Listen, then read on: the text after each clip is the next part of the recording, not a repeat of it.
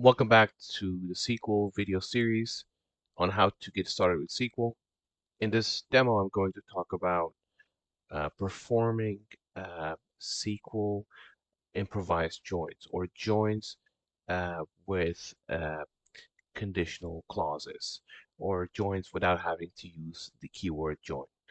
There are so many ways you can do something just with like any other system or tool. With SQL as well, there's not a one way to do something. So if you happen to not find the join operations useful in combining two or more tables, one of the options is for you to use conditional clauses or conditions to combine two tables. So let me give an example here, just as a refresher.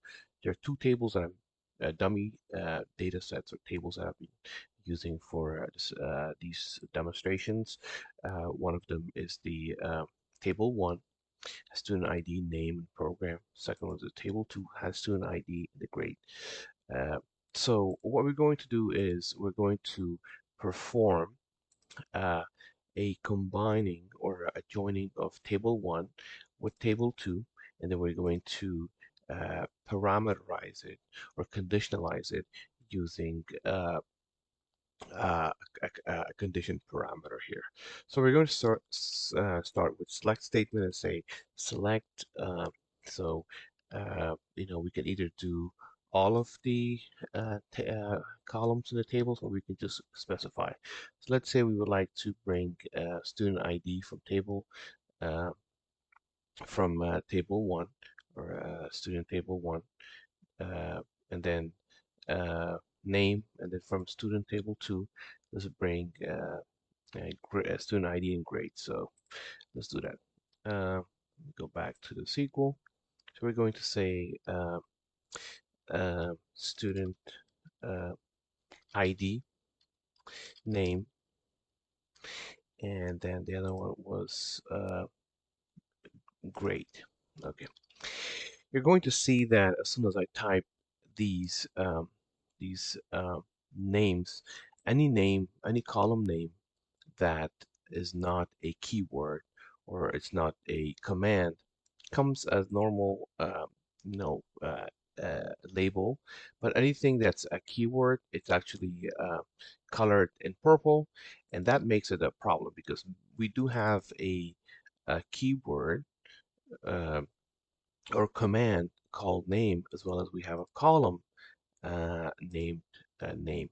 So for that reason, as well as for the reason of because we are dealing with two separate tables, we will need to specify the tables as initials for each of these columns. So we're going to put from, right, and say student table one. That's the first table, and the next one is student table two. Now, if we run this, we're not going to get we're not going to be able to get three columns where one of them belongs to table two and the first two belong to table one. Why? Because we did not specify really which there are a couple problems here. First one is that we did not specify which table should the student ID come from, because student ID column is here in table one as well as here in table two. They're identical uh, column names. So if we don't specify, it's going to confuse the query and you're going to get an error and say, well, you have to specify which table to extract this column from. Same thing with the name. Another problem is that, if you're writing a column name, right? And if that name happens to be a name of a keyword or a command, or has some sort of implication in the syntax, then it's going to be problematic. That's why it's important to use the initial of your table, uh, and then to specify the column. So in this case, it's going to be student table one dot student ID. As you can see, automatically turned into blue, which is the name of column. Same thing here. The name column is from table 1. So we're going to do the same thing. Say student table 1 dot name, and as you can see, name also changed to blue, which tells us that it's a column name now. Now grade is from student table 2, from student label table 2 from here. So we're going to have to specify that as well and put student table 2 dot grade. Same thing. Now when we run it, we're going to get the data. And as you can see, we got the data from both of the tables and 3 columns were fetched. Now, this is good, but it's not good because we did not specify how these 2 tables should combine, right? Because we are getting grade, these 7 records from here, and then we're getting uh, 7 records for student ID and name, and we're combining them, right? But then we did not specify the logic here. What's the logic? You're just combining them, so then you're going to have repeated grade numbers to catch to um, to catch up with the number of records. So you're not going to get accurate merging as in the output of your query. Therefore, what we need to do is we need to specify some condition, right, to bring a more accurate uh, joint or combined table as the output. So in this case, we're going to use condition for where condition. Please refer to my where condition videos where I've elaborated details how you can make use of where condition in in different terms and parameters. In here, I'm going to use where condition just to simply, let's say, tell SQL to to combine these 2 tables based on the student ID, just like we would do with a inner join operation. Say we're going to say now again we have to specify it. Unless we specify it here as a new column, we have to specify it here, which means that we will need to uh, use the student ID just with the initial of its table. So we'll say where the student table 1 student ID is equal to um, same thing to the student table 2 dot student ID. Although we're showing, we're projecting one of the student ID column from one of the tables, but our condition for our where condition will be based on the student ID on both of the tables. Now that we added our condition clause to the statement, we're going to run it and see if we're going to get the output. And there you go. Now we have um, records that it's based off of student ID that are matching between both table 1 and table 2. So the student ID for table 2 is not here. That's why you were not able to see it. But if we were to bring the student uh, ID here as well, you would see that student ID in table 1 would match student ID in table 2. And let's go ahead and do it. And we would say student uh, table 2 dot student ID. And you're going to see that by adding that column, there you go. The student ID from table 2 matches the student ID from table 1, 3, 3, 4, 4, and so on. So that is how you can combine 2 tables using where condition. Let's say you can extend your, you can have nested or extended conditions in addition to what you have. For example, let's say we're going to say and, right? So also bring me only the student IDs from the table 1 that whose number is higher than 5, right? So you're going to see that it's only going to show us the combined product or combined table list for only 2 records. because we have two conditions in place. The first condition is that where these two columns match, and the second condition is that where the student ID for table 1 is higher than 5. And let's go ahead and run this. And there you go. As I said, we only get two records based off of these two conditions which we just applied.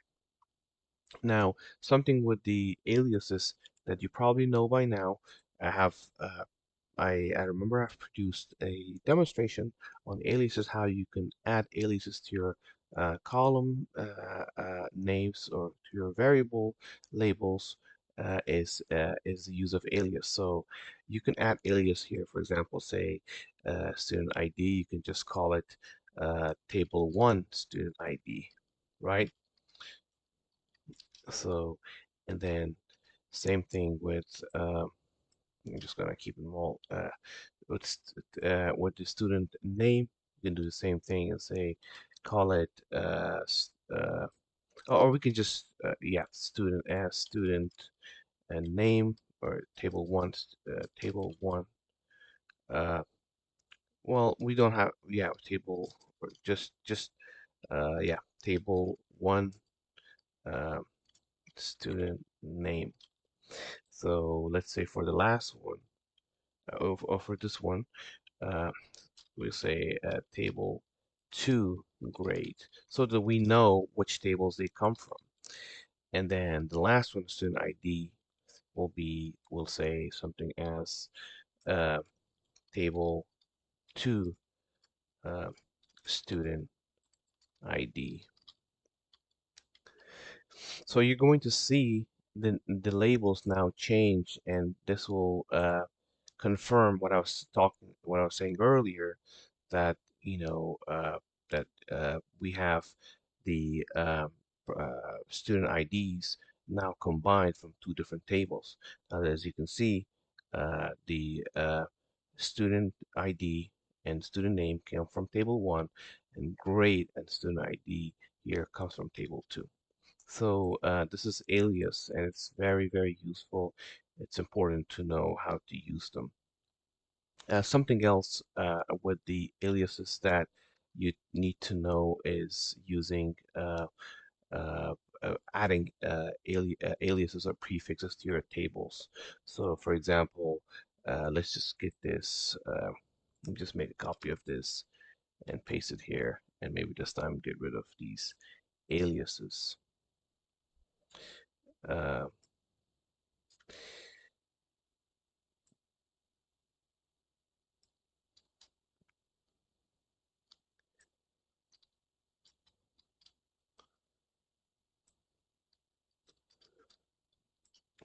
Good. So, uh,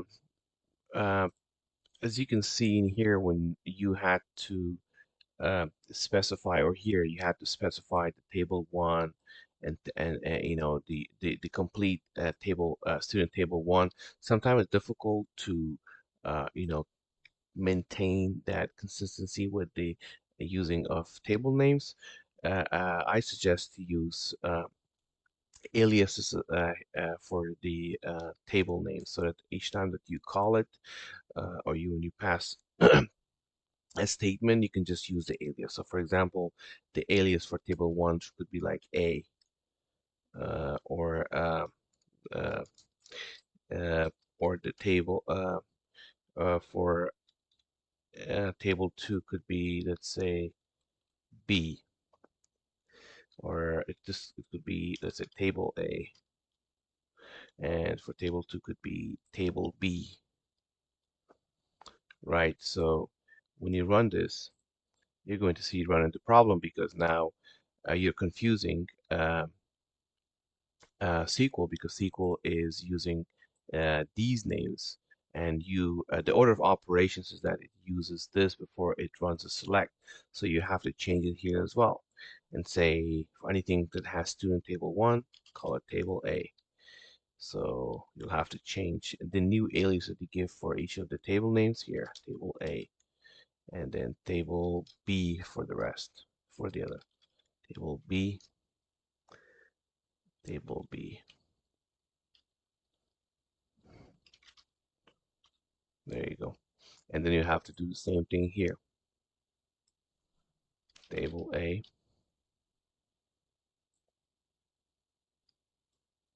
table B,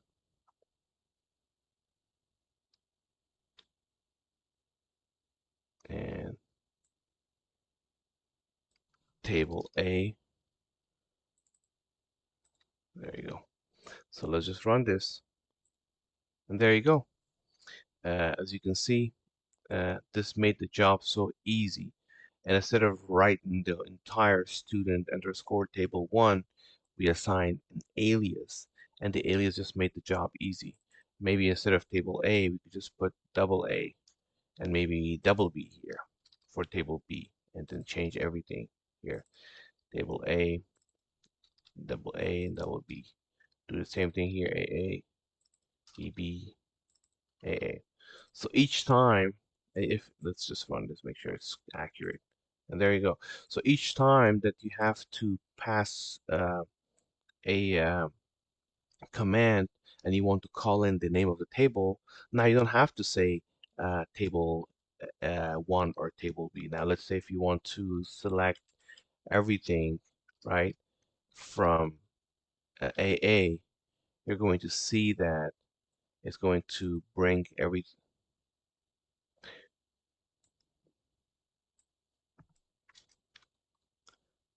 So using that alias for this for your syntax helps you a lot, especially when you have to uh, call in the name of the table before the name of the column in your entire script. That's a very good practice, I believe. Um, if you got value out of this tutorial, please do like and share and subscribe my videos. As always, thank you so much for watching this demo. Have a great day.